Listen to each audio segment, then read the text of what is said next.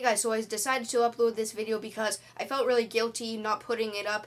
I already filmed it and actually edited the whole thing. I was hesitant to upload it because I thought that it just wasn't that great. I was kind of experimenting, I was kind of looking at the camera up here to see if it would look good, but it turned out not to be true. According to Roger Ebert, I was really stupid and thought that this movie would be really bad because of the name and the poster. He knew that it would probably be a really funny movie based on the title. Yeah, I fell for that trick, and after watching the trailer, I thought it looked kind of funny, but I still didn't have too much promise in it. I thought it could be really, really stupid. So everyone said it was really funny. So I went in really not knowing what was going to happen, and yes, this movie is extremely stupid. This is a movie that accomplishes something which makes the stupid humor actually really funny. Something that a lot of movies don't do. Examples like usually movies that involve action. This movie was not cliched. It just had a really stupid premise. Now the only thing is that they spoof a lot of movies, but I don't think they do it blatantly enough that we can actually know that they're really spoofing stuff. So, because I watched this movie, a lot of jokes I know were taken from other comedies, but at first when I watched them, I was like, they're definitely copying this. There's no way this can really be like serious.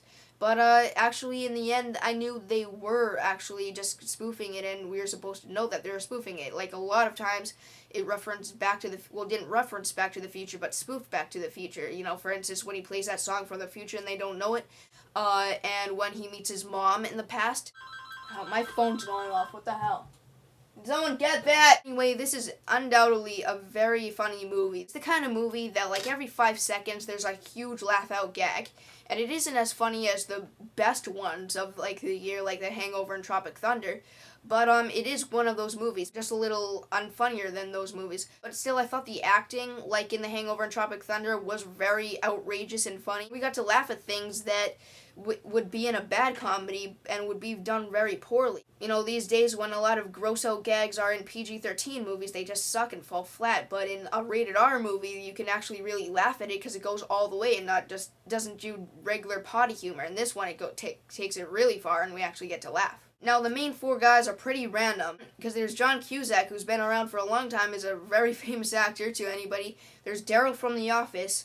There's a guy I never seen in a movie before, and another nerdy kid I swear to God I saw it before. There are also 2 appearances from famous actors like Chevy Chase and Crispin Glover, who are both really, really funny in this. Crispin Glover is just an awesome actor, he can make anyone laugh, even though he kind of looks like a serial killer in a lot of his movies. Now, this director is very unknown. The only movie he ever made before this was a really bad movie called Accepted, which I freaking hated. Again, Accepted was like a PG-13 movie, and the jokes didn't really work because it was all like censored and stuff, but this is actually like they go far. Now, the swearing and stuff can get a little repetitive, and a lot of times they seem to use the word like homo and fuck and shit, like just because they use them. But I thought within the stupid humor, I just thought the slapstick and stuff was really done well.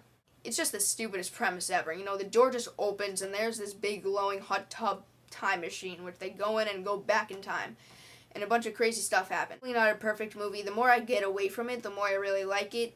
I think if you try your best to avoid the really stupid flaws, you can have a great time.